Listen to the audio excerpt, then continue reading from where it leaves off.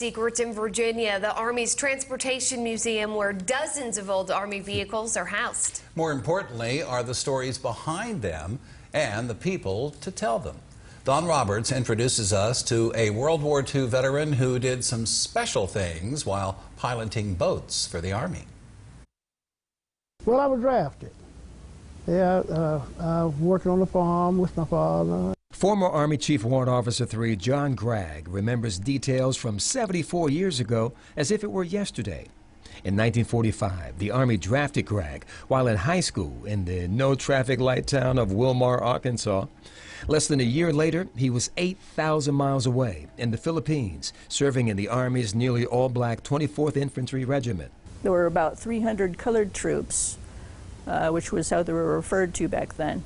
Gregg piloted duck boats, the Army's version of a floating truck in the Korean War. It was seeing land going, easy on gas, 2.5-ton GMC engine, very powerful.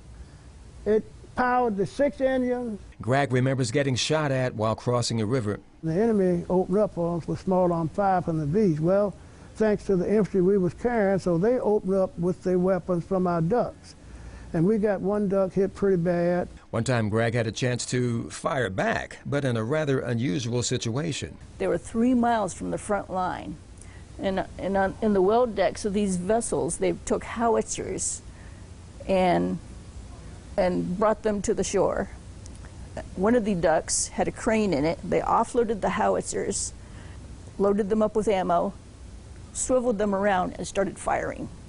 It was that close. And I mean, it's pretty amazing. In 1966, Gregg completed Warrant Officer School, becoming the first black deck warrant officer and captain of an Army landing craft utility boat. And we had 12 U-boats, 12 Army captains. I'm the only black, 15-man crew, all white. The good men, and I found out later that I knew my job, and now they worked hard. They'd do anything for me. Gregg says the biggest Army ship he captained was a 300-foot fuel tanker.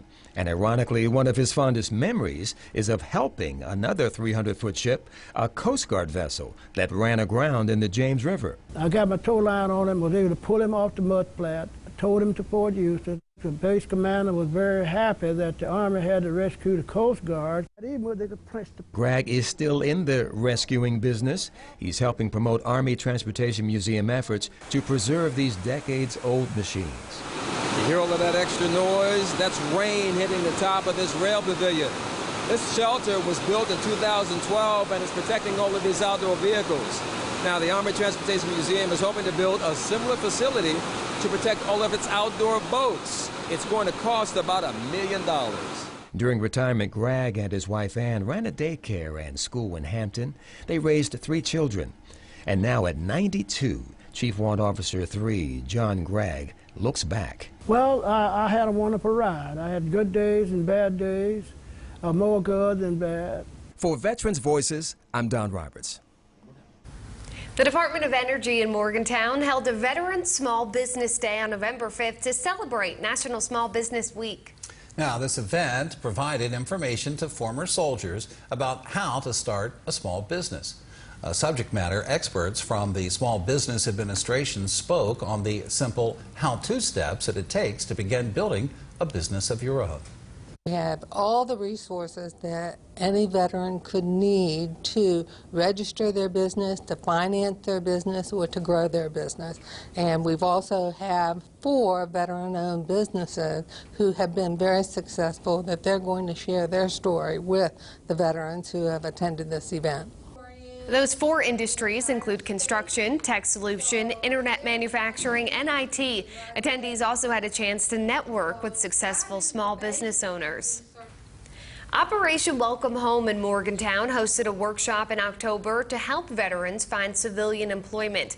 Operation Welcome Home partnered with Workforce West Virginia on a resume workshop to help veterans and their families better present themselves to employers. Program manager Tyler Lane says it helps vets translate their military skills to civilian jobs.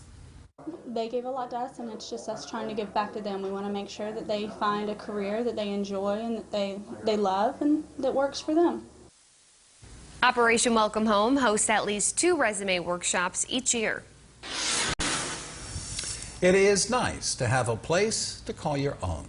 And for one veteran, that's a local bakery he stops by each morning. We'll meet him next on WBOY's Veterans Voices Special.